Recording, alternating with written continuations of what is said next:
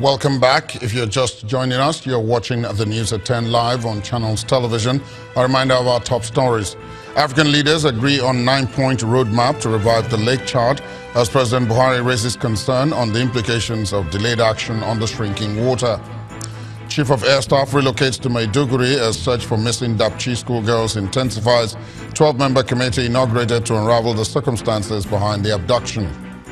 House of Representatives to investigate alleged missing 10 billion naira at NHIS office, summons the Ministers of Health and Finance as well as the CBN Governor. And British Prime Minister rejects EU's Brexit draft, says proposal threatens the constitutional integrity of the United Kingdom.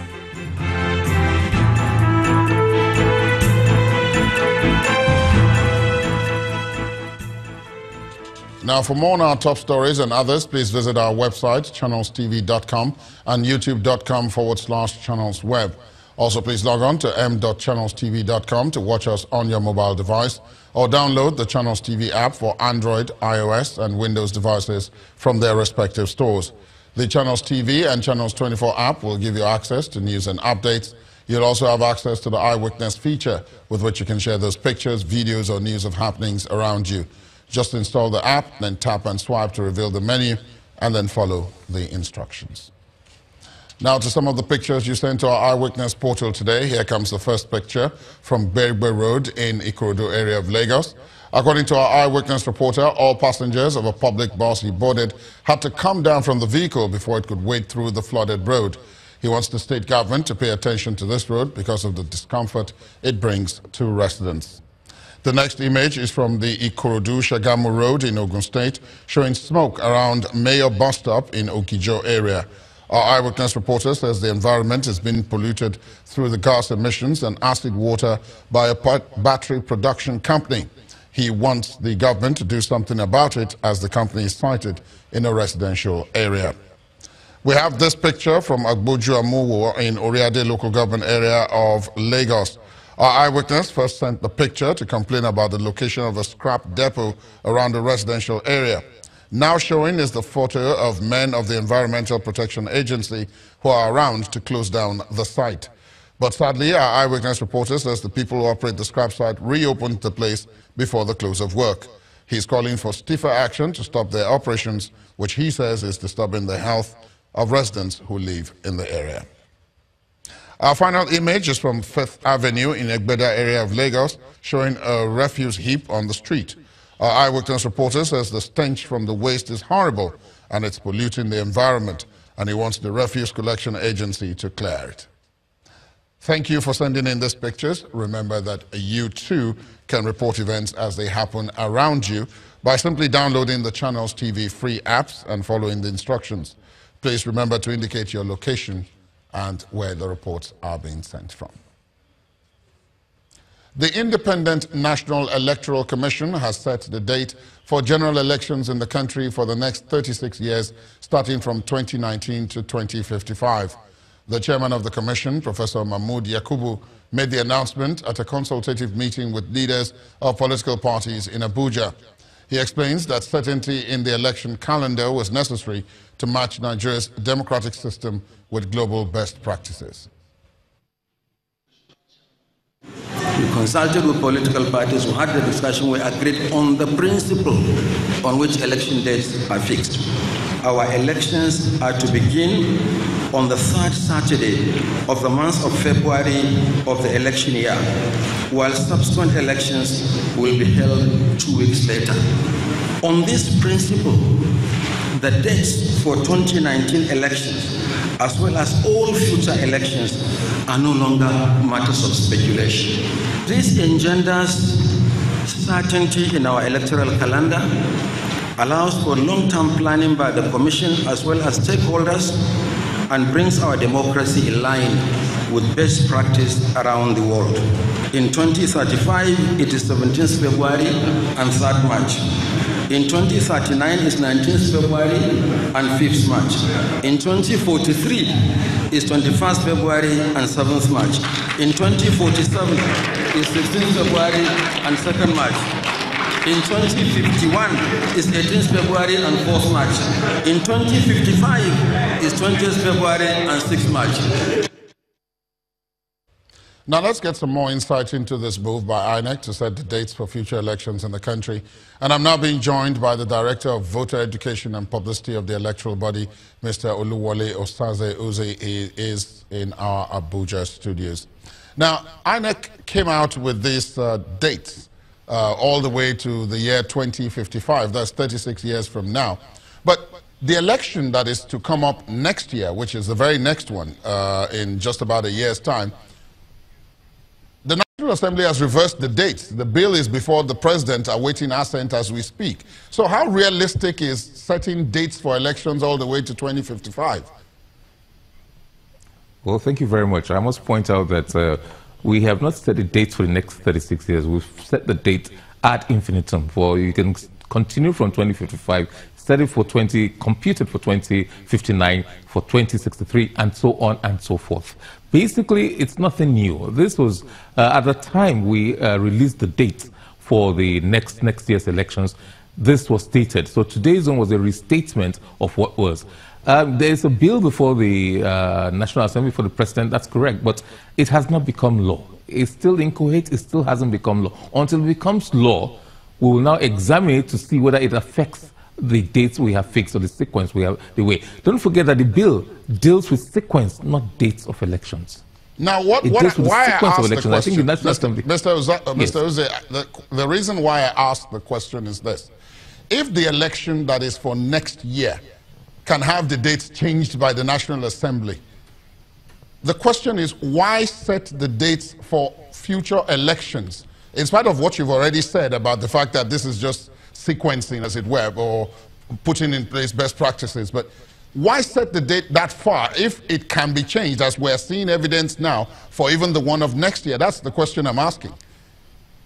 Well, until it is changed, we must operate with the extant law. The National Assembly, the bill before the President, does not deal with dates of elections. It deals with the sequence, which elections should come first, which should come second, which should come third. It doesn't attempt to fix dates of elections. The National Assembly has been gone to great lengths to state that, actually. And these ones, we are fixing dates based on our powers conferred on the Commission by the Constitution. So there's a difference between fixing the sequences of dates and fixing dates of elections. They've been at pains to explain that to Nigerians, that they are dealing with sequence of elections, not dates of elections. They still reserve the power on the Commission to fix dates for the elections. Yes, but again, I'm sorry, I must take you back to the original point, which is that in changing the sequence, the dates that you have announced are two dates per election, per national election. Yes. What the National Assembly has done is to change the sequence and create the position for 3 dates, not 2. Yes. So in that kind of situation, you're saying yes, it hasn't become law. But if it does become law, will that not have impact on what you are just announcing now? And I'm talking of 2019, not 2055. If it becomes law, obviously it will have an impact if the total number of elections or days set aside for elections are 3 days. Then all we have to do is add another day. If it becomes law and it's operational, then we add another day. So if, for example, we decide two weeks, the second election will come 2 weeks after the first, the Commission may look at it and say, okay, fine, the third election might come a week after or 2 weeks after. So the basic principles are still the same. There's no conflict at all whatsoever. It's okay. Thank you very much for joining us, Mr. Oluwole Osaze Uzi, the Director of Voter Education and Publicity at INEC. Thank you so much for joining us on the News at 10. The House of Representatives Committee on Healthcare Services has summoned the Ministers of Health and Finance, as well as the Governor of the Central Bank, over the alleged withdrawal of 10 billion naira from the National Health Insurance Scheme account in the Central Bank. Members of the committee took this decision after meeting the Executive Secretary of the National Health Insurance Scheme at the National Assembly. According to the NHIS boss, the withdrawals are said to be in the Consolidated Revenue account and were meant for outstanding operational surpluses for the insurance agency. Our correspondent, Larry Lassisi, had the report. The Executive Secretary of the National Health Insurance Scheme appearing before the House Committee on Health Care Services. This is a follow-up to the public hearing conducted by the committee on the compliance rate of health maintenance organizations to the National Health Insurance Scheme contributions. The chairman of the committee explains what the lawmakers want from the officials. We would like to know the current status of the reaccreditation of HMOs. We discovered some questionable withdrawals, totaling 10 billion naira from the insured persons' funds kept with the NHIS account in CBN under the TSA. Please, we would like to know in the course of this interaction what you know about these withdrawals and steps you may have taken or you're taking to ensure that these funds are recovered. The Executive Secretary outlines what has been achieved while he was on suspension and on his return. We'd already collected the data. They've all brought all their data. The committees in the NHIS did not stop working, looking at the documents, their bank statement, their CAC statement, their legal statement. 7 months of my being away plus the 3 months I was there. 10 months they've taken to go through this. They've just submitted preliminary report. And we haven't gone through that as the management. We will go through that and revert to our supervising ministry and let you know. He also speaks on the withdrawal of 10 billion naira from the agency's account in the Central Bank of Nigeria. So the Ministry of Finance, the Accountant General's Office were working on the premise that NHIS owes the federal government 8.8 billion that we'd not remitted as operating surplus. And that was the reason that money was taken. The 10 billion is not missing. NHIS 10 billion is in federal government, consolidated revenue fund. The lawmakers say it is necessary to confirm the circumstances surrounding the withdrawal. The committee resolved to meet with the Ministers of Finance and Health and the Governor of the Central Bank to resolve the matter once and for all. To know you formally. Lanre Lasisi, Channels Television News.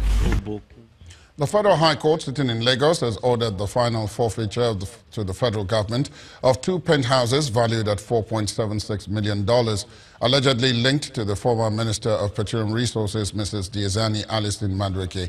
Justice Mojisola Olaturegun specifically ordered that the 2 properties in Ikoyi area of Lagos be forfeited to the federal government.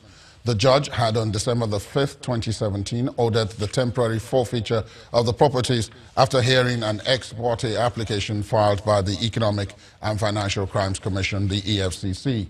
The EFCC had listed Mrs. Alison Madueke, Mr. Donald Amagbo, and 2 private companies as respondents to the application. When the news at 10 returns, MTN Nigeria unveils plans to list $5.23 billion initial public offering on the Nigerian Stock Exchange in July 2018. That's on the business news. Please join us again.